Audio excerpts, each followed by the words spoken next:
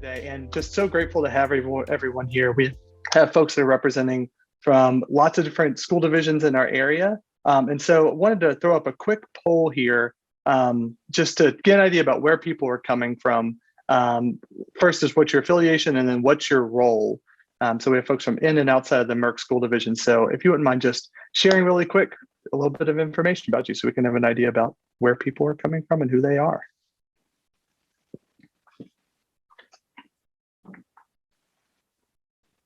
Let's see who we have here today. So all of our MERC school divisions are represented here, which is very exciting. We also have several people from outside of the MERC region. So welcome to all of our guests. And then what's our role? We have several educators on the call, which is really exciting. We do a lot of work directly with division leaders. And so we're very excited to see our division leaders on this call, but also folks who are directly working with students who can hopefully apply this research to the work that they're doing to promote equitable access and support for advanced coursework across K-12, because that's really the purpose of what we're trying to accomplish with this study and what we're trying to do with this conversation today.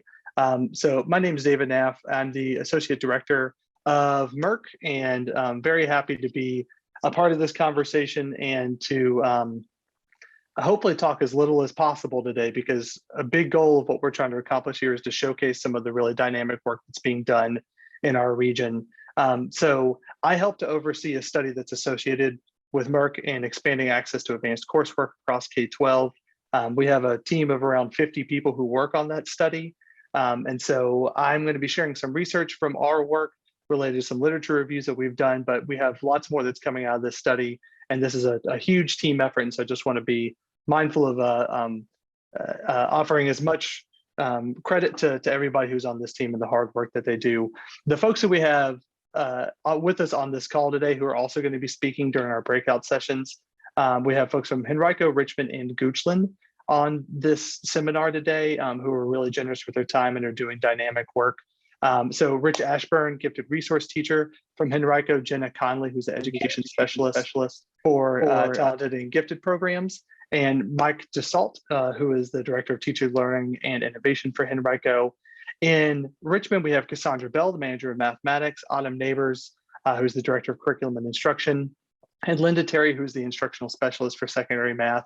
And then from Goochland County Public Schools, we have Olivia Exum, who is an AP Spanish teacher, and then Beth Fowler, who's the advanced programs and equity specialist for the division. Rich and Olivia and Beth are also members of our study team for this study. And so we're grateful to have them here, and they offer a lot in terms of informing our perspective for our work for this project. So you're going to be hearing a lot from them today as well. So what's our plan for today? So today we are going to first provide an overview of MERC research for around 15 to 20 minutes, where I'm going to be talking through some of our research that we've conducted related to gifted and talented programs in elementary school, Algebra 1 access in middle school, and then AP and dual enrollment access in high school. And then we are going to do some concurrent breakout sessions for about 45 minutes, where folks from our school divisions are going to talk about how they've actually applied this kind of research and doing this work in their divisions to expand access to advanced coursework across K-12. And then once that's concluded, we're going to come back together for a full group discussion and resource sharing, definitely recognizing that there's people on this call who do this work every day. And so even though we're providing research and examples, really want to make sure we have an opportunity for a conversation about this as well, about what is it that you're actually doing in your division. So let's get started with our research. So this is associated with our equitable access and support for advanced coursework MERC study. This is commissioned in 2019, and it's a multifaceted study. We've been very busy with this with our large team over the last couple of years. Essentially, like our central question with this is we're asking the question, who takes advanced courses? What does this really look like across K-12? And we've thus far answered that with a series of literature reviews. And we're going to be talking about 3 of them today. All of these are available in the resource list that I shared with you. We have a literature review on unpacking giftedness, one on analyzing advanced placement, and then who takes the dual enrollment classes, which is a research brief. These first 2 reports are around 60 pages, so they're deep dives into both of these topics, and the dual enrollment class research brief is around 3 pages. So it's more of just sort of a quick overview, but we hope that these will prove useful in your research or in your work, and we're going to be providing some highlights from this throughout the conversation today. So first of all, let's start with this question about giftedness. So this report answers a series of questions about giftedness. First of all, what does it mean to be gifted, providing some history on the program, who receives gifted services, why does this matter? So why do disparities in who receives gifted services matter? What factors contribute to disparities in gifted services, and what strategies help to address disparities in gifted education? And let's start with this question about who receives gifted services and actually look at some of the data on this. So this is looking at OCR data, so data from the Office of Civil Rights from back in 2015, which was the most recent year that it was available. So this is looking at our overall enrollment of the student population and the percentage of students that are enrolled in gifted programs. And then this ratio, we're going to see a lot of ratios today, is based off of comparing our overall enrollment with enrollment in this specific program. Are they under-enrolled or over-enrolled? A 1.0 ratio would suggest that they're perfectly enrolled with how we would expect with their overall enrollment in the student population. The red rectangles would indicate that it's under-enrolled, and then green would indicate that there's over-enrollment. And we're going to see these trends over and over again. So taking a look at this, it's very clear that our Black and Latinx students tend to be under-enrolled in gifted programs compared to what we would expect, whereas our Asian students in particular tend to be over-enrolled in gifted programs. Looking at the same data from Virginia, we could see that there's still some disparities that we see here in terms of our Latinx and Black students being under-enrolled. In fact, our numbers back in 2015 were even lower than what the national averages were for this. Right? Gifted programs in Virginia by school poverty level, we actually see a little bit of encouraging news here. So this first line is taking a look at the percentage of schools that are offering gifted programming across the low poverty, middle poverty, and high poverty settings. This is based off of the percentage of students that qualify for free and reduced lunch in each of these settings. And we could see that comparing the national averages here, Virginia actually does pretty well in terms of offering gifted programs in high poverty schools compared to the national averages, which is only around 70%. But we could see that there's a precipitous drop in the number of students or the percentage of students actually participating in gifted programs once we move up the poverty spectrum here. So it suggests that there's a very clear connection between socioeconomic status and gifted enrollment. Looking at this data from a national perspective, so this is a study that looked at nationally representative data. These are the 5 SES quintiles of students represented in this particular study and their actual gifted participation. So SES quintile 1 through 5. We can see in the highest level of socioeconomic status that students participating in gifted programs at 6 times the rate of students in the first socioeconomic quintile. What's also really interesting about this is that they also participate at double the rate of students in the nearest socioeconomic quintile, so even that 4th quintile of being middle or higher SES. Looking at this connection with SES, but also drilling down into race here, we could see that there are still racial disparities in who participates in gifted programs, even when we control for socioeconomic status. These orange bars here represent our Black students, and you can see that Black students in particular are underrepresented at every level of the socioeconomic spectrum in gifted services. So this would suggest that they don't benefit as much from increasing in the gifted or in the socioeconomic spectrum as their white and Asian peers do. Taking a look at gifted participation by socioeconomic status, when we also consider what their test scores are. So this is looking at students who scored at least the 95th percentile or 99th percentile in reading and math and their likelihood of participating in gifted programs. We could see that even among students who already score highly on these standardized measures, which are some of the main ways that we indicate whether or not a student should participate in gifted programming, we could see that there's still a very clear benefit to being higher SES and that there's some clear disparities here. And this is nationwide data. So what contributes to disparities in gifted services? So our report, as I mentioned, does a really deep dive on this. There's a whole chapter on looking at different contributing factors to disparities in gifted services. But just to boil it down sort of in a nutshell, it essentially comes down to family and school resource differences, a lot of discussion around this idea of opportunity to learn. So coming from a higher socioeconomic background, there's more opportunity for extracurricular enrichment to make sure that students have what they need to be able to potentially actually perform at a gifted level. At the same time, there's also evidence that let's say you're taking a standardized test like the COGAT to be able to qualify for giftedness. If you're a family from a higher socioeconomic background and your child does not score as highly to be able to make the gifted threshold the first time, they're more likely to be able to pay for somebody to actually take that test the second time. So family and school resource differences is pretty prevalent in the literature related to this.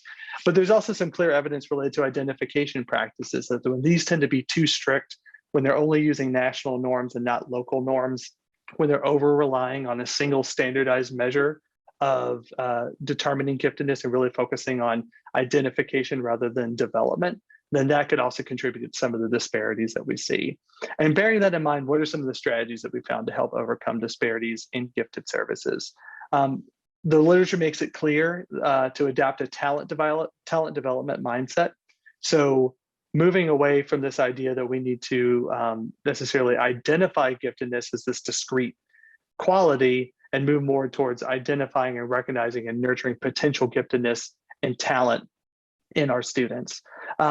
Using multiple identification practices. So the state standards for gifted identification make a number of recommendations for different ways that you can identify a student as gifted, including standardized measures, but also teacher recommendations and observations, portfolio reviews. There's a number of things that could contribute to identifying a student as gifted. And then finally, providing professional development for understanding and nurturing giftedness in underrepresented student groups. If you're joining the breakout room for Henrico today, you're going to learn a lot about some of the strategies that they've used specifically to increase participation in gifted programming in their Title I elementary school. So you'll probably see some of these things emerging from that. So when we're talking about who takes advanced courses in elementary school, we're specifically looking at disparities in gifted services. Shifting our attention to middle school, our primary focus has been focusing on who's taking Algebra 1 in middle school, because we know that this is a really foundational kind of gatekeeping course that provides access to more rigorous courses that you can take in high school in the STEM fields, so science, technology, engineering, and math, that could then benefit you from a post-secondary standpoint. So let's take a look at who takes Algebra 1 in middle school. So again, this is Office of Civil Rights data. This is looking at 2015-16 and 2017-18. The Office of Civil Rights collects data related to Algebra 1 because they consider the opportunity to participate in Algebra 1 to be a civil right. So if we look at what these disparities are, similarly, this is Virginia data, we could see that compared to our overall enrollment for students in the 8th grade, that our Black and Latinx students tend to be underrepresented in Algebra 1 compared to their white and Asian peers who tend to be just barely slightly overrepresented there. But again, these disparities are not as pronounced as we see in gifted programs in elementary school. This is a really neat resource from the Department of Education, which is this interactive map showing the availability of Algebra 1 in middle schools across the country. Blue is a more kind of encouraging sign. So if we're looking at school divisions in Virginia, we could see that Virginia is pretty blue, right? So this is showing the number of schools or middle schools within each division that offers Algebra 1 to their students by the 8th grade. So we could see that compared to the rest of the nation, Virginia actually does pretty well here, right? Why is it important to take Algebra 1 in middle school? Well, let's take a look at 12th grade math National Assessment of Education Progress scores, so a standardized measure of assessment or of achievement in math. So what we see here are comparisons based off of students' race, whether or not they are considered to have a disability, and whether or not they qualify for free or reduced lunch status, so a measure of socioeconomic status. The blue bars indicate students who took Algebra 1 in middle school, and then the orange bars indicate students who took Algebra 1 in high school. And these are what their 12th grade math scores are. And so we could see there's a very clear benefit to taking Algebra 1 in middle school compared to high school. Some of the findings here that I think are particularly interesting, if we drill down on students with disabilities versus not, looking at students who take Algebra 1 in high school, we could see that there's a 24-point disparity between our students who do and do not have a disability. But if we look at the students who took Algebra 1 in middle school, that gap almost erases, right? So there's only a 1-point difference between students who don't have a disability and those who do, when they took Algebra 1 in middle school. That's not a causal relation, but it's very clear that there's a relationship between taking Algebra 1 in middle school and future achievement in mathematics, right? So why is it important to take Algebra 1 in middle school? It is important to take Algebra 1 in middle school is the very quick answer to that, because it grants access to advanced courses in high school. And the advanced courses that we've primarily paid attention to in our research are advanced placement and dual enrollment. So let's start by turning our attention to advanced placement, because it's perhaps the most prominent college preparatory program that we have available in high school. This is where the literature primarily focuses when we're talking about advanced course availability in high school. This is another metric that the Office of Civil Rights takes a look at and collects data on in an ongoing way. So first of all, who takes advanced placement classes? This is the report that we had that came out in 2021 that it does a deep dive on this. And this report answers a series of questions as well.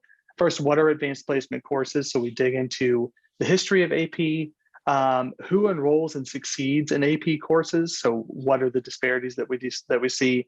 Why do disparities in the AP matter? And then what factors contribute to these disparities in AP participation and performance? And then finally, what policies and practices help to address disparities in AP access, enrollment, and performance? And so if AP is central to your work, highly encourage you to take a look at this report, because we offer a number of resources and recommendations at the end for expanding access to AP. So let's start quickly by this question of what are AP classes? And we won't spend too much time here, because I imagine folks on this call probably have a pretty good idea of what AP courses are. There are 38 available through the College Board, and we offer 34 of them in the MERC region. So among our 6 school divisions, cumulatively, it's 34 of these classes are available.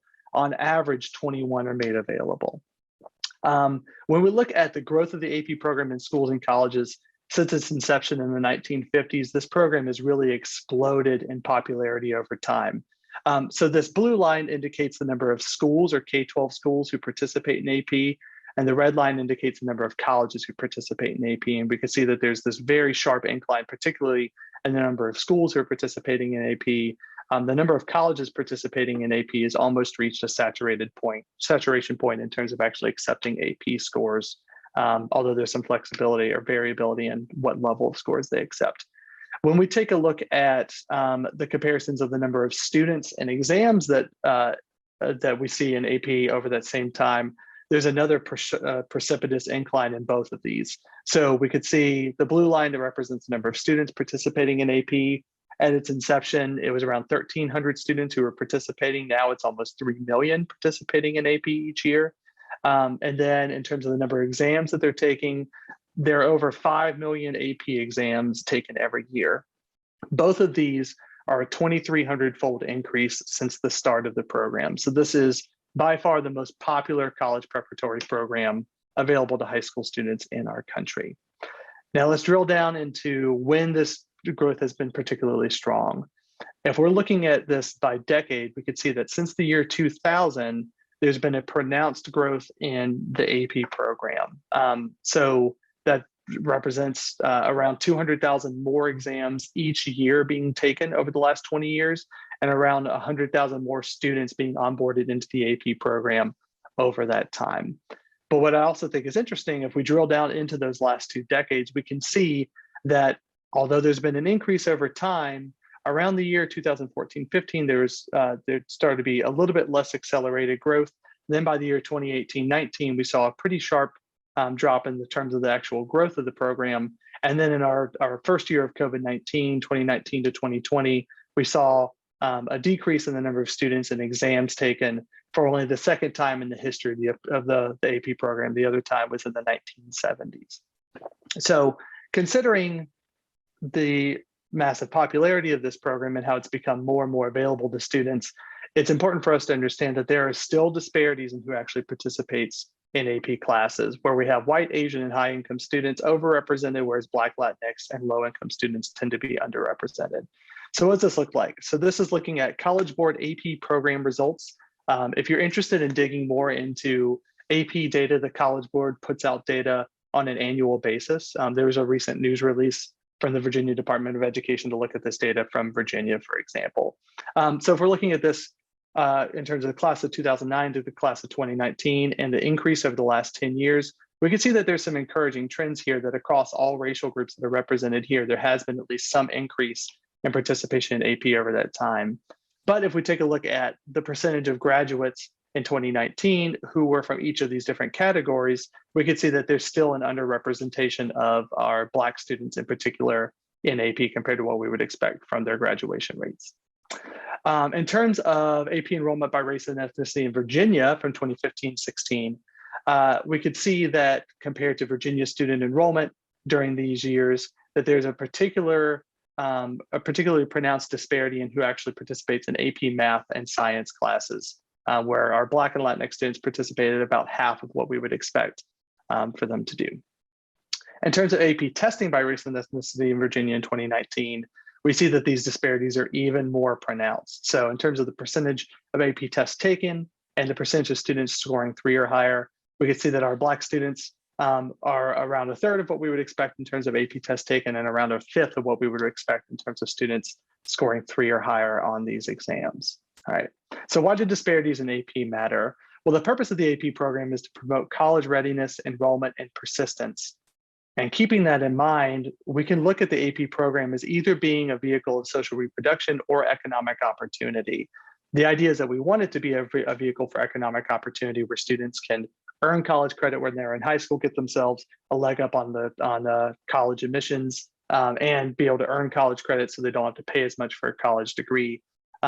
But at the same time, with these disparities, we tend to see some trends where students who could participate in AP potentially don't have access to the classes. It's less likely to be available in smaller and rural schools, for example, or they don't get the support that they need. And so it ends up being this sort of social reproduction instead of social mobility. And so AP kind of finds itself at this tension point between these two ideas. What factors contribute to disparities in AP participation and performance? The research shows a number of different things that can contribute to this.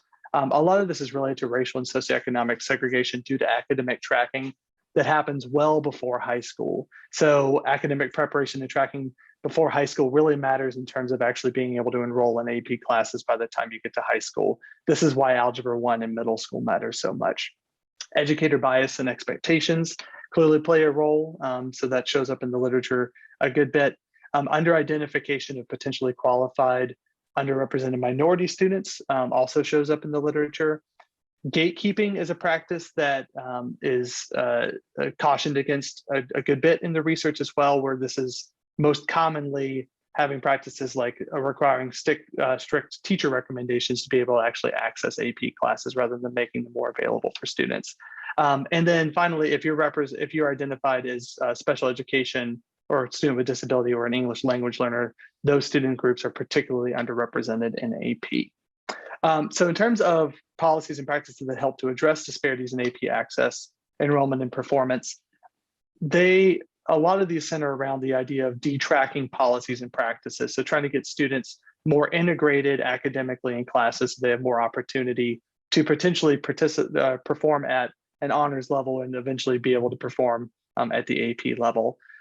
Being able to accomplish this requires stable leadership, heterogeneous higher tracked classes, sharing and discussing achievement data with faculty regularly, including demographic disparities that show up in the data.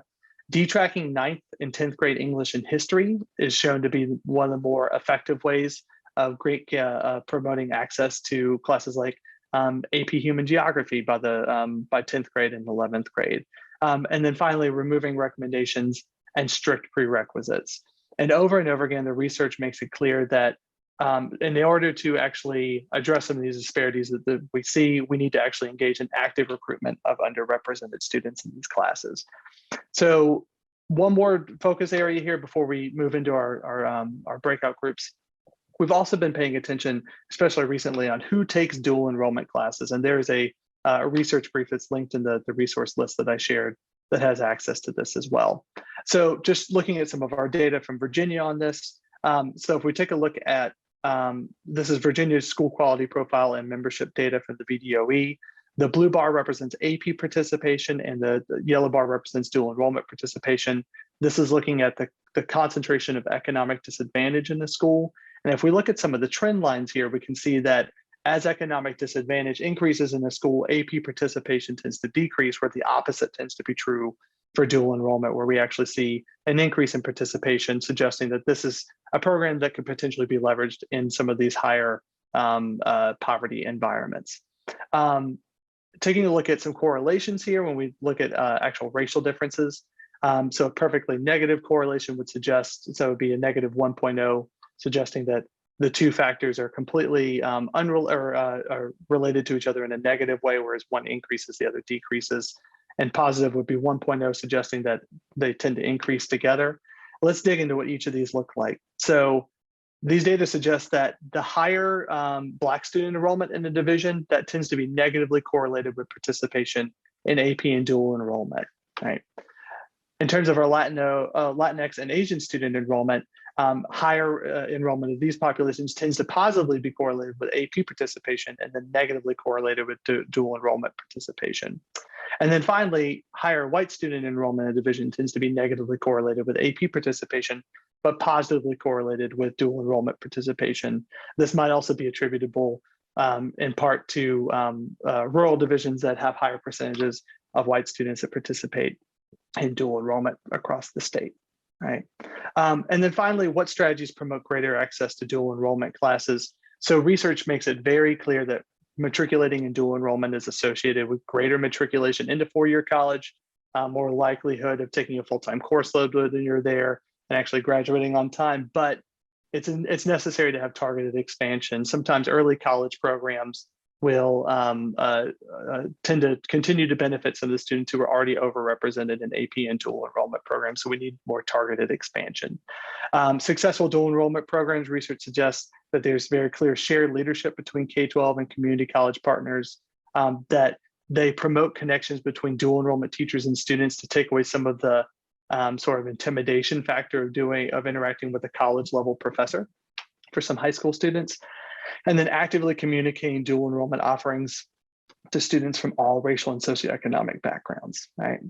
So our study is really looking at access, enrollment, and performance across K-12, looking at gifted education in elementary school, algebra 1 in middle school, and then AP and dual enrollment classes in high school. And we have folks from our divisions who are doing amazing work in this area that we're going to spend the rest of our time, or at least the next 45 minutes, in conversation with them to learn about the work that they're doing. When you registered for this seminar, you indicated which of these topics was most interesting to you. You don't necessarily have to go to that topic, but that'll give you an idea of where you might want to go. Also, maybe keep in mind, because you'll have an opportunity to actually select into some of these breakout rooms when I open them. If one seems to be overly full and you have another topic that you're interested in, maybe consider distributing to some different groups as well. And while you're learning about the work that they do, I want you to keep some questions in mind. Considering all this research that we just shared, how would you see access to advanced coursework being connected across K-12 education? So what are some of the connections that we see from elementary all the way through high school, and what can we do to promote access across this pipeline? Thinking about your own work, what strategies have you found to be successful in promoting equitable access for these classes? And then finally, what can we do to support all Virginia student success in advanced coursework? So keeping all of these questions in mind as you're learning about the work that's being done in our divisions in this area.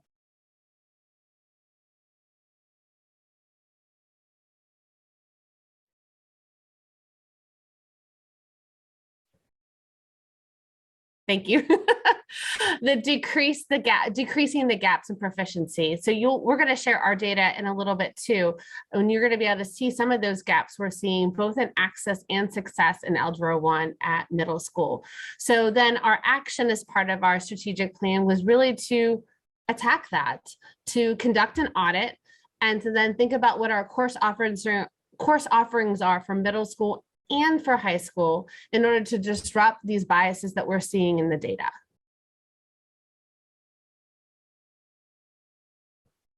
So how did we do that? Well, we first, I mean, the idea of Algebra 1 at middle school, really, if we think back to like A Nation at Risk in 1983, and like this idea that, Algebra 1 is this gatekeeper for upper level mathematics and science. So this isn't a new story, but it's still a story because we're still seeing these discrepancies in Algebra 1 at middle school.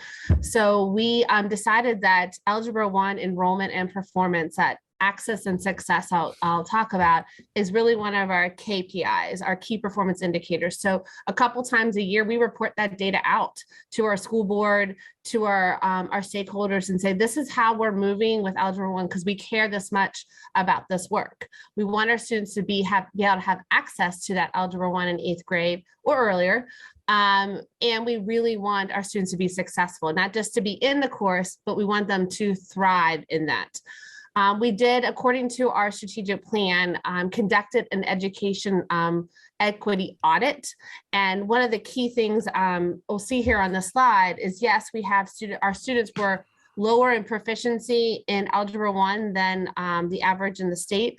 But what really was compelling is looking at that second bullet, that our white 8th graders were 4 times more likely to enroll in Algebra 1 than their Black peers. And so you can see that percentage difference. And even more so for our schools that have more affluent and white students you don't need these numbers to tell you that. You can walk into our schools and you can see the disparities between those classrooms. And that to us was a really compelling reason to take even more action in what we're doing with Algebra 1 in middle school.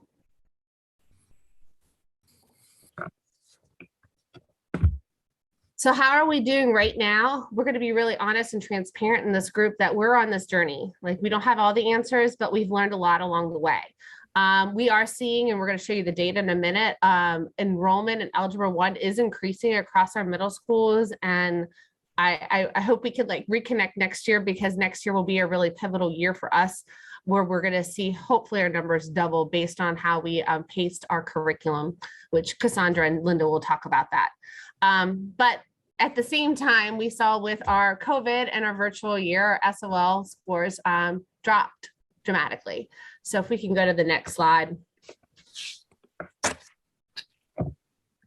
So you'll see here at the top what we're slowly moving to more students being enrolled. Our division has moved from 10% in 18-19 to this past year, 14%. So slowly getting there, but we're not seeing that across all schools.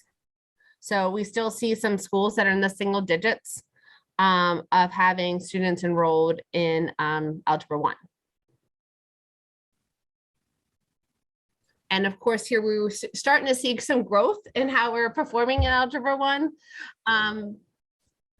But then we had the pandemic. And so with our RPS was completely virtual last year. That means that not only did we have low performance, what we really attribute the low performance to that virtual learning all year, but we also had low performance. We also had low participation because we're virtual. We had a low number of students that came in and to take that test.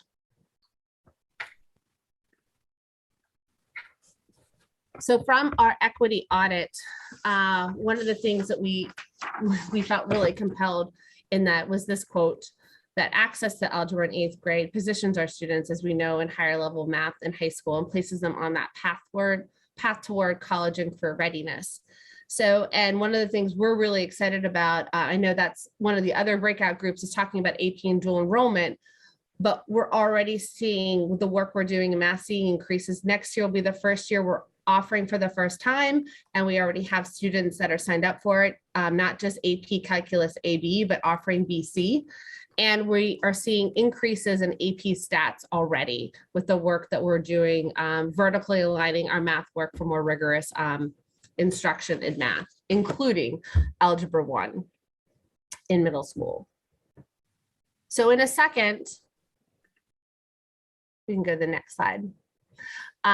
We have made some changes, and what you'll hear in a minute is really the meat of the work that we've been doing that Cassandra Bell and Linda Terry will share. But they really fall in a couple key areas. One is that curriculum. We had to look at what our curriculum and review that. And there was a MERC report out in 2014 that's funny, going back and looking at that and seeing what we're doing now, it aligns.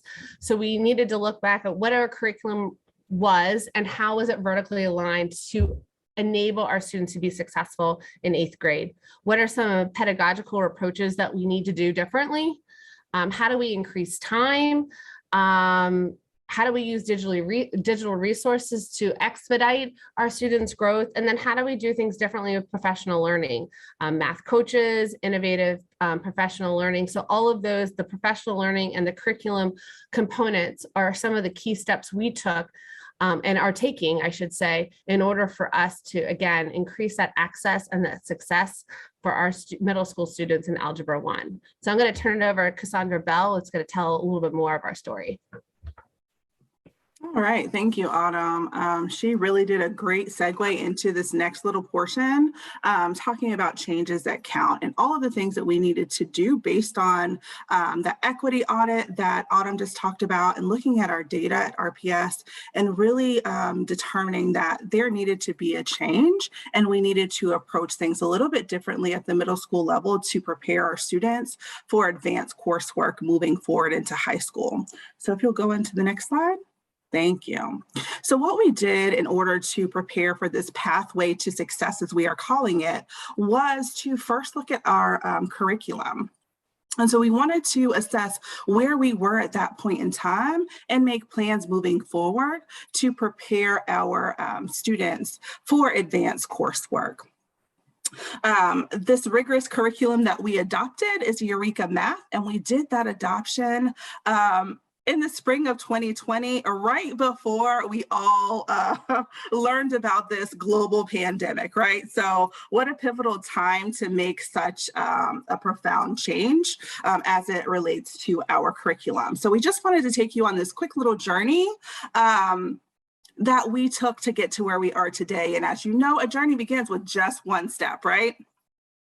And so again, we started to look at our data in school year 2017-18, and what we noticed was that our SOL data was pretty stagnant across elementary and middle school. And so we knew that we needed to adopt a new curriculum for our students. And so what we were able to do in 2018-19 was to embark upon our official original Eureka pilot, which we piloted in K-6, utilizing the national curriculum of Eureka. So we saw tremendous gains in that year. We know at that time, we all switched to the 2016 standards, right? So we know that our SOLs changed that year. It was the first year that we tested on those standards. But what we did see was tremendous gains, and in many of our schools, double-digit gains with the implementation of this initial pilot. So in the following year, school year 2019-2020, we embarked upon an expansion or extended our pilot that year. And instead, we called our curriculum Richmond Math, which I think was a beautiful name for our curriculum. In that year of the extended pilot, 23 out of our 26 elementary schools implemented Eureka in some capacity, whether it was a K-2 implementation or a K-5 implementation. And we also integrated a number of lessons and activities in grade 6 based on, again, that national version. I will say that what we did do was incorporate some video resources as well to cover some of the SOLs that were not addressed in the national curriculum. But at that point in time, we were printing the curriculum and doing all those things ourselves in-house. So it truly was Richmond Math based on the national version of Eureka Math. And then again, we went through the RFP process and officially adopted Eureka Math as our curriculum, but it was Eureka Math for Virginia specifically. And so in school year 2020-21, which was our first full virtual year of instruction, we embarked upon this continued journey with Eureka Math for Virginia. So at that point in time, we fully implemented the curriculum K-7. So remember, in the previous year, in the extended pilot, we just implemented K-6. And then the previous year in the initial pilot, it really was K-6, but just with a little bit of the curriculum in grade 6. So last year, again, was our first full year of implementation with Eureka for Virginia. We did a lot of work, really extensive work with the Eureka Great Minds team to fully align the curriculum to our Virginia standards. What we found at that time was that we could only implement K-7 because the curriculum, the national curriculum for 8th grade was not aligned to our standards at all. So we did some really extensive work with our team. Linda Terry was absolutely fantastic with our interactions back and forth along with our team and the Great Minds writing team to develop an 8th grade curriculum that we think is fantastic. So we were able to continue a little bit further in our journey this academic school year, where we extended our implementation to include 8th grade. So we now currently have a full implementation of Eureka for Virginia K-8. I will say that in terms of the way the curriculum is structured, what we were able to do with Eureka was really address some of the concerns that we had in terms of making sure that we were addressing all the gaps that we see so that we can really prepare our students for Algebra 1 by the 8th grade. So the middle school curriculum is just a little bit different. The Math 6 curriculum includes all of our 6th grade SOLs and a portion of our 7th grade SOLs. The 7th grade curriculum really does include just 7th grade SOLs, but then the 8th grade curriculum, which we have 7H Math 8, includes the remainder of the 7th grade SOLs and all of the 8th grade SOLs. So what you'll see is we are able to ensure that our students who are enrolled this year are able to, as 7th graders, take Math 7H8, which includes all of the 7th grade SOLs that they didn't receive last year and all of the 8th grade SOLs. So next year, as rising 8th grade students, they will be able to enroll in Algebra 1. So we already, as you've seen from our data, have students that have been enrolled in Algebra 1 at 8th grade, but now we are extending that cohort or that group of students that are able to be afforded access to Algebra 1 by the 8th grade.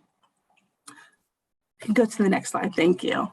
So why then did we select Eureka? I think I've already hit on some of those reasons why we thought that Eureka was the right curriculum for RPS. Eureka is so many things, but it definitely is a rigorous curriculum that involves hands-on activities and lessons that really builds on students' conceptual understanding of mathematics. It starts them with that concrete and moves to that representational, to the abstract, even at the middle school level. So that's where we often see the move away from manipulatives, but we have an opportunity to still incorporate those manipulatives and these opportunities for students to engage in hands-on mathematics within the curriculum. And again, as I said, Eureka Math really follows that natural progression all the way from kindergarten through middle school, right? And so what we see is math is taught in a story. So in K-5, it's the story of units. And then when we move into middle school, it's the story of ratios. And then on to high school, it's a story of functions. And so really we see that natural progression moving from elementary into middle school and preparing our students for Algebra 1. What it also does is it reduces those gaps that we see in students that they may see as they progress from one grade level to the next, because there is that natural progression from elementary into middle school. And the last component really is that last bullet, which I think is really, really important. We surveyed our teachers. We wanted to know what they felt comprised a quality curriculum. And Eureka Math hits all of those points that they wanted. They wanted to make sure that students were engaged with number sense. They wanted to make sure that we were able to engage with fluency, right? Conceptual understanding, that students engaged in daily opportunities to work with problems or problem-solving activities. They wanted those hands-on models and opportunities for student discourse each and every day. Eureka also offers an opportunity for students to engage in not only independent practice, but also opportunities for collaboration within the curriculum. So one other thing that we noticed that we needed to do was to shift our approach to our math instructional block. So what we used to have was a 50 or 60-minute math block at the middle school level. And what we were able to do this year was move to a 90-minute block, which enables our teachers and our students to engage in mathematics in a way that allows them to dig really deeply. So what you'll see is our math instructional block visual, and what you see in orange is really the breakdown of Eureka. So this is what you're seeing that students are engaging in every day. They have an opportunity for the first 60 minutes of class to engage in number sense routines, right? They also get to engage in that instructional focus or classwork, which is that the largest portion of the math block. There are 4 different lesson types: problem set, Socratic, exploration, or modeling, that students have an opportunity to engage in. I will say the majority of our lessons are structured as problem sets. Then there's an opportunity, as I spoke to earlier, for students to engage in that discourse and discussion, and also an opportunity for, in the student debrief, for the teacher to go through the learning targets of the day, the learning for that day, and really to stamp that learning and dispel any misconceptions that students may have before the end of the class. So there is truly a closing to each lesson. And then the exit ticket is the daily formative assessment that students will engage in before the end of that 60-minute math section. We then have that additional 30 minutes that I think is really pivotal for personalized learning for students. That's an opportunity for teachers to touch students in small groups and to really work with them to scaffold the instruction that they're providing, to provide them with additional support, and to make sure that they're addressing any of the concerns that they've had, whether it be based on formative assessment data or summative assessment data, or just some questions that they have seen or problems they have seen throughout the lesson that day. Students will engage in 2 15-minute rotations, one of which is an opportunity for them to engage in their independent practice with their problem sets, and the other 15 minutes is really used for that technology program. And we currently use Dreambox for middle school. The next slide is really just a breakdown of each of those components of the lesson that I just spoke to earlier. So we won't spend any time here. Just wanted to show you just another way that we have shared this information with our teachers as we have moved to this 90 block daily math. So I will hand it over now to Linda to walk through how we are setting students up for success. All right. Hello, everyone. Setting our students up for success has been something that we've always internalized within RPS, of course. But one of the things as we work through getting Algebra for All, we think about GLEAN. So the math department, our math department in Richmond Public Schools is focused on GLEAN, which is grade level engaging, affirming, and meaningful instructional facilitation. The ideals behind GLEAN really rest upon Unbound Ed's learning and research that they have done with us, and we were grateful enough to be able to attend the Standards Institute 2 or 3 years in a row, just depending on the cycle in which you were selected to get that training, as well as those theories and evidence associated with the learning science. Unbound Ed had the opportunity to do the research in, and the culturally relevant and responsive teaching. GLEAN, of course, provides us an opportunity to apply and focus what we call our ABCDs within our team meetings, our coaching meetings, school-based PLCs. This is one of the core contents or our core opportunities for each and every teacher to be a part of in those schools. So having the A, and every time they will kind of just know this is what our focus is for the day, access the rigorous and relevant curriculum. That is our Eureka Virginia for Math 6 to K-8 for middle school. Believing in a growth mindset, because of course, growth mindset and productive struggle is one of our core initiatives for the year as well, because with the new curricula, you sometimes you have to grow the mindset and the struggle, not just for our students, but for our teachers as well. And then having collaborative planning, that is huge in order for us to really determine what are the items in this curricula that we really think is going to be best fit for the entire grade level, but for those students or for those particular teachers as well. And then D is for deliver a collaborative lesson, which some of you probably know as, when you do a targeted lesson study with someone actually helping a teacher co-facilitate a lesson, whether it's a coach that are in each and every one of our middle schools, whether it's a coach, whether it's one of the specialists, whether it's Dr. Neighbors or Cassandra Bell. I mean, doing that collaborative lesson is truly an opportunity for us to really connect with teachers in the classroom, and for everyone to look at it and discuss it as a whole group, for us to make additional changes accordingly for our next modules as they continue to come up. So that's what Gleam looks like. And Gleam, of course, and our ABCDs in our classroom is delivering that high cognitive and high quality curriculum that we have found with, Eureka Virginia, because it is a shift. It is a completely different shift in what we are accustomed to.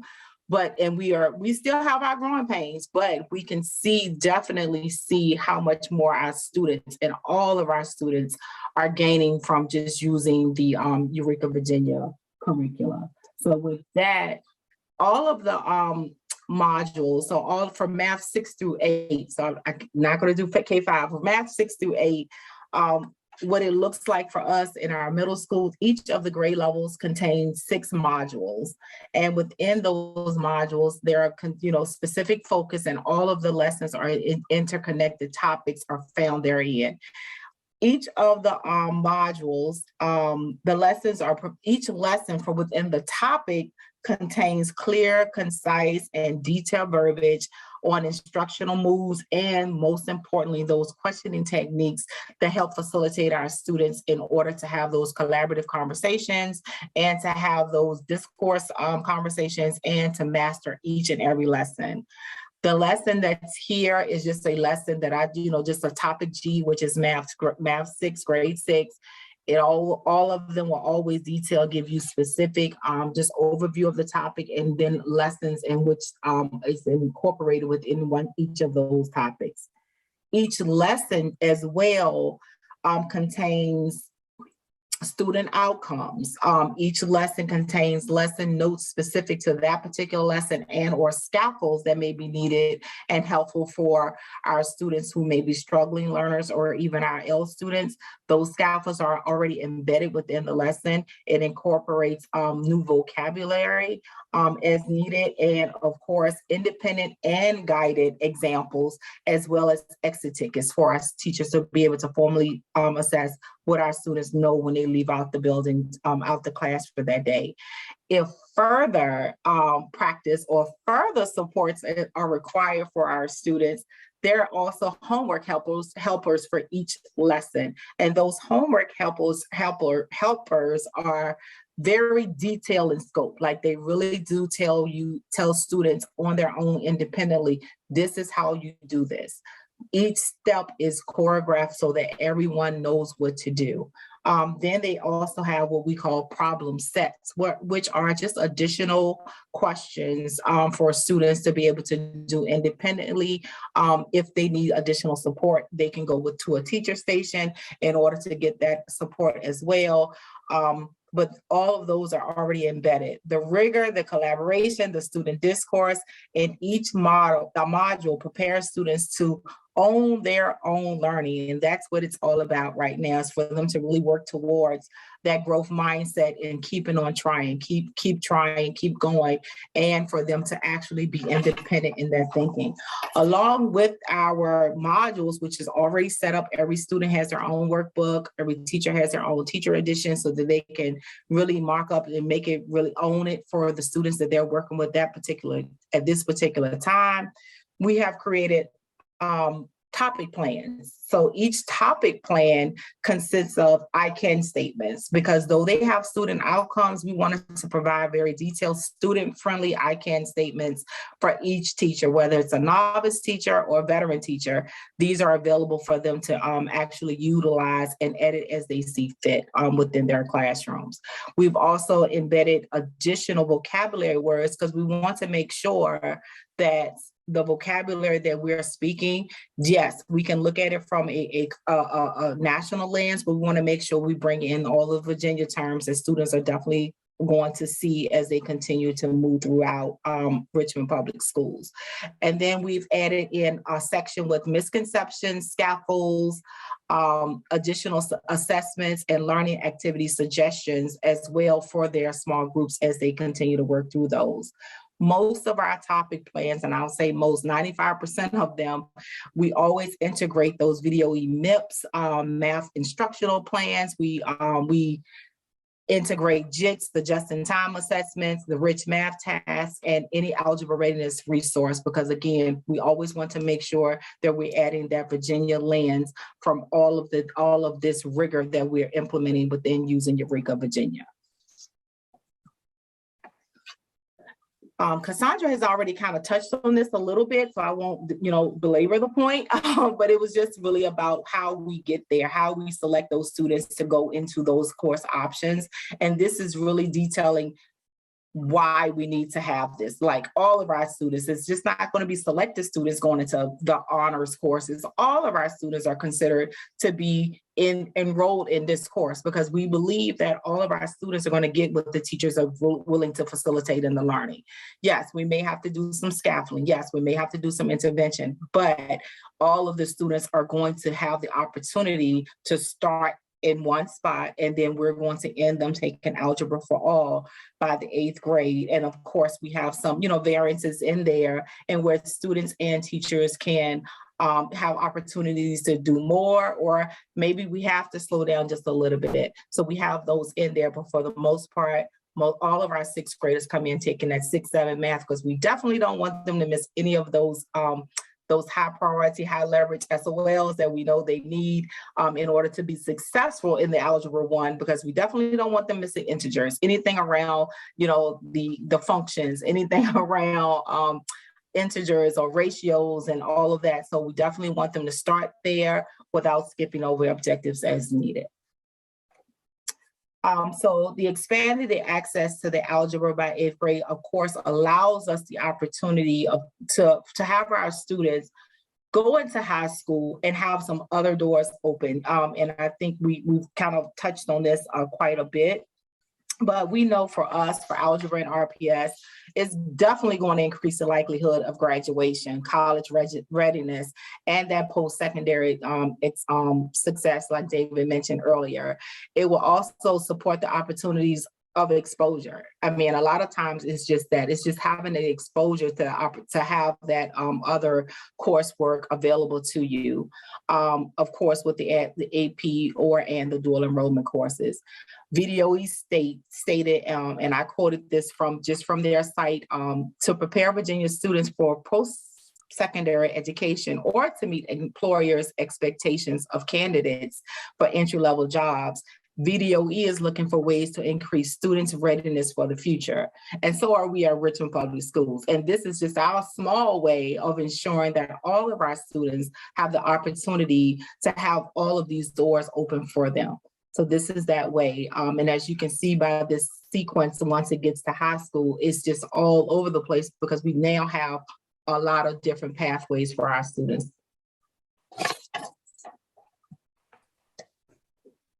Thank you, Linda. And in You're summary, welcome. in summary, and we're going to go to Q&A now, that really it was a curriculum that would help us change the mindset of like, we can do this. That's still like a struggle. Like our kids can do this. We as adults can do this. And changing that pedagogy starting at like kindergarten. So that vertical alignment is key, and adopting something that was K-8 to get there and having that high quality resource, but it's not perfect. And you heard what Linda talked about adjustments we made and things that we needed to add. So it's a high quality resource that has like, created by mathematicians, worked on by teachers, but also we dug into, we had to be learners too.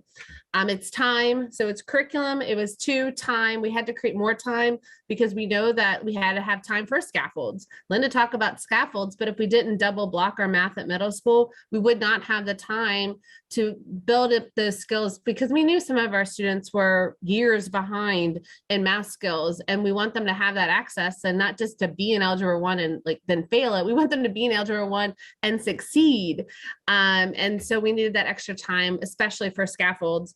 And then, I'm so proud of this math team, Cassandra, Linda, and the other specialists, of just being really innovative on professional learning, working with math coaches, building up our math coaches, doing the, really modeling and delivering a lesson collaboratively. I mean, just really trying to do things differently in order for our students in the long run be successful. So,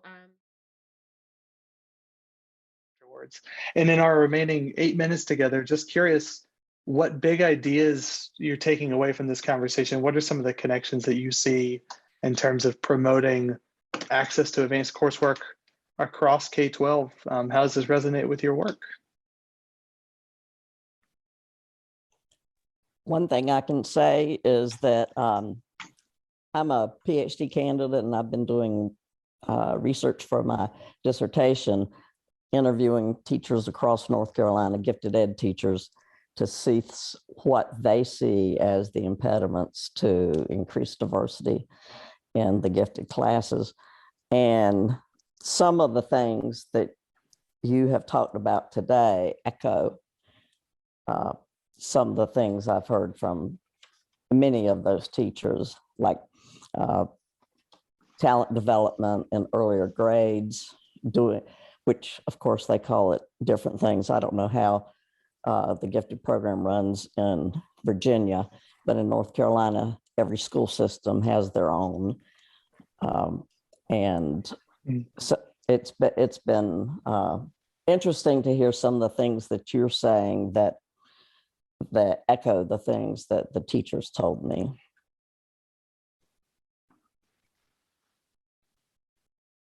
Good luck with your dissertation, June. Thank you. Yes. You'll get there. For me, I love Richmond's idea of the Eureka map. The presentation was excellent. Those ladies, I mean, in-depth, knowledgeable. I gained a lot of insights that I would probably like to use back there in Petersburg. So, ladies, I applaud you. Very well done. And Dr. Flood Flanagan, just really quickly, since you've shared the work in Richmond, could you just quickly share some of the celebrations happening in Petersburg, because you guys have really moved the needle in terms of gifted identification? Oh, well, I hadn't finished my whole year yet. So this is my first year. When I got there to Petersburg, they only had 66 gifted K through 12 students. And I'm coming from Prince William, where I had 200 in my class. I taught 200, but anyway, we went from 66 to, after doing testing, we're close to 300. So, and the problem I didn't tell you, I'm the only gifted teacher. So I have 300 students and me, but now they did hire one young lady to assist me, thank God. And the school board is supposed to do some kind of magical trick to help me. So I'm looking forward to that. We did K1 and we got all those students, and we did COGAT for the second grade, and we just mailed those off. So right now we stand as, almost 300, but when those scores come back, it's going to be more. I'm hoping it's more. Petersburg is going to be on the map, and we're excited. We're excited to have this opportunity to use some of the things that I was informed about today, and to get gifted and talented on the board there. So thank you, and wish me good luck, great luck, prayers. I'll take anything, because, I was only a gifted teacher for 5 years, and I've been teaching math for 20 years. So this is my 29th year. I thought I was going to retire, but I can't leave Petersburg like that. So I got to finish what I started, and hopefully we'll get it going, get the ball rolling. And if Richmond can send some information, some resources down to me, I'll appreciate it greatly. Other big takeaways from your conversation of what we've talked about today? Hi, my name is Brittany Everett. I am the post-secondary access and success specialist for VDOE and Chev, and I was thoroughly impressed with Goochland and the flexibility they built into their dual enrollment and AP courses, really trying to meet the students where they're at and opening up that multiple entryway. I think it's very important in increasing access, because some students don't know until they know that they're ready and encouraged. And so being able to revisit those opportunities at different grade levels, and then it not being a one or none, or all or none rather, but being able to pick individual courses that they are still eligible for and can still use to transfer to higher education, I thought was very impressive, and a great way to kind of increase continuity from, all the way through elementary through secondary. So great work to you all. I hopefully will follow up with you to get some more information about that, and to continue to share out. But I really think it's some great work being done there. Thanks.